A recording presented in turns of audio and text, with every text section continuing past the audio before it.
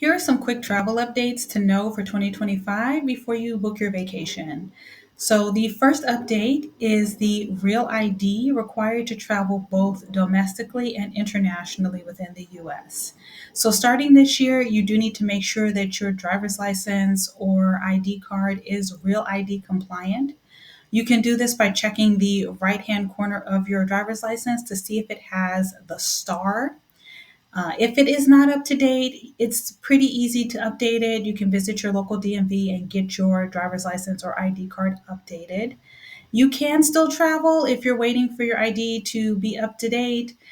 You can use a US passport or a US passport card to travel both domestically and internationally. Just be sure you have the proper documents before you show up at the airport, or they will not let you board your flight, unfortunately. So make sure everything's up to date before you attempt to travel this year. The second update is traveling to the UK. So, if you're a US citizen planning to travel to the UK this year, you will now need an electronic travel authorization. So, in order to get that, you will need to visit the UK government official website and fill out the authorization application. I believe it is about $13 to do so, and it's pretty easy to use. But starting this year, it is a requirement for you to have that to travel to the UK, and it is valid for 2 years, and you can use it multiple times. If you're planning to travel to Europe, you will also need to fill out an application to visit Europe. You can do that on the website ETIAS, and you'll just fill out your passport, your travel plans, and some personal information.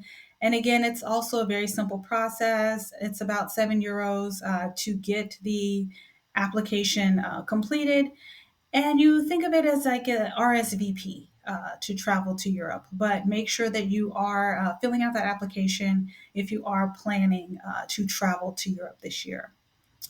My third update is new cruise ship fees to take a cruise to Mexico.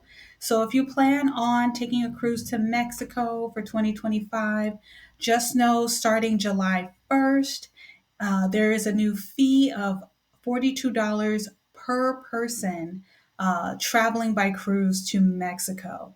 This has not gone into effect yet. It's still being challenged by several cruise ship suppliers, but have that in mind if you do plan on taking a cruise to Mexico, especially if it's after July or in the month of July.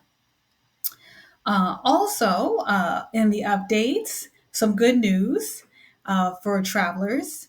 The U.S. Department of Transportation has made it so that airlines have to issue you a refund for canceled flights or flights that have had significant changes, even if those changes are due to weather.